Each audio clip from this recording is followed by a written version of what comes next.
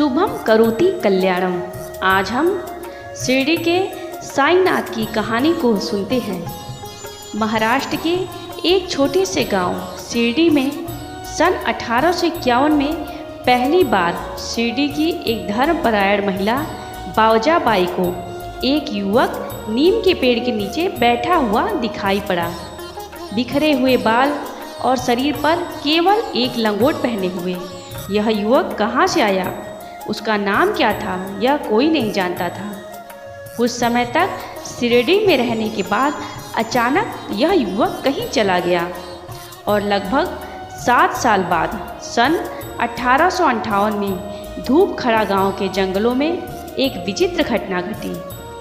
चांद पाटिल नामक व्यापारी की प्यारी घोड़ी अचानक कहीं गायब हो गई। आसपास के सभी क्षेत्रों में बहुत खोजबीन करने पर भी वह नहीं मिली। गर्मी और थकान से परेशान चांद पाटिल को एकाएक एक सुंदर युवक नीम के पेड़ के नीचे बैठा दिखाई दिया। उस युवक ने अचानक चांद पाटिल से पूछा, क्या हुआ चांद, बहुत परेशान से दिखाई पड़ रहे हो। एक अपरिचित युवक के मुख से अपना नाम सुनकर चांद पाटिल को बहुत ही आश्चर्य हुआ। उस युवक ने चांद पाटिल से कहा कि आगे नाले की तरफ देखो। जैसा कि युवक ने बताया था, चांद पाटिल को अपनी घोड़ी वहीं मिली। चांद पाटिल ने तुरंत समझ लिया कि यह युवक कोई साधारण युवक नहीं है, बल्कि कोई संत या औलिया ही है। पहनावे से वह एक मुस्लिम फकीर मालूम पड़ता था। चांद पाटिल ने इस युवक को अपने घर आने के लिए आमंत्रित किया और बताया कि कुछ दिन बाद ही उसके भतीजे की बारात शिरडी के लिए आने वाली है। युवक चांद पाटिल के साथ चल दिया। बारात शिरडी पहुंचकर खंडोबा भगवान के मंदिर के पास रुकी, जो शिरडी के बाहरी क्षेत्र में स्थित था। पाटिल के साथ आया युवक अचानक खंडोबा मंदिर की तरफ बढ़ गया।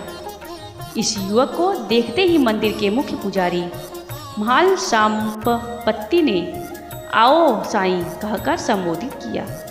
युवक ने कहा कि मेरे गुरु की समाधि शिरडी में नीम के पेड़ के नीचे है, वहाँ खोदो। शिरडी के लोगों ने जब वहाँ खुदाई की तब वहाँ 4 दीपक जलते हुए दिखाई दिए।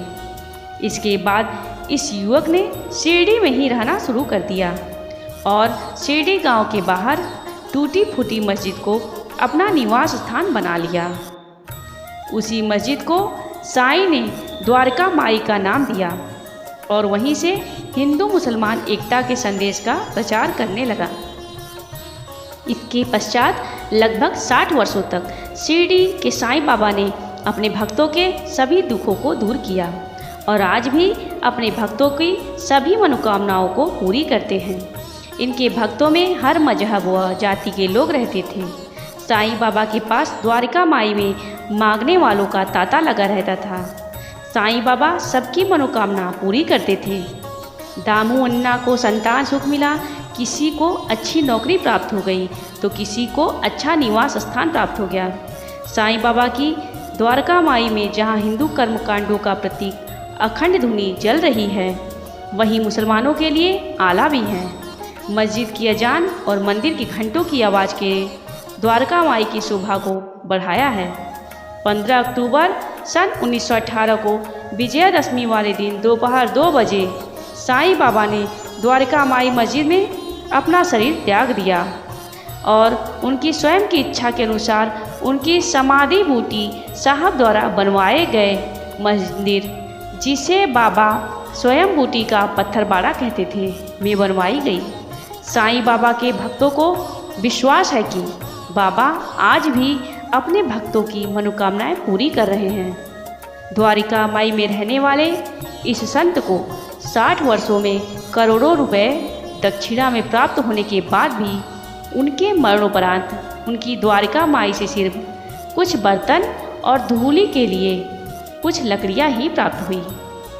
साईं बाबा भारत माँ की धरती पर जन्म लेने वाले ऐसे संत थे जिन्होंने अपने भक्तों को वचन दिया था कि मेरे भक्तों के घर कभी अन्न और वस्त्र का अभाव नहीं रहेगा। आज भी बाबा के असंख्य चमत्कार देखने को मिलते हैं। ऐसी मान्यता है कि सच्चे मन से मांगी गई मुराद बाबा के दरबार से कभी खाली नहीं जाती। जय श्री साईं बाबा। अगर आपको यह कहानी पसंद आई हो तो लाइक सब्सक्राइब जरूर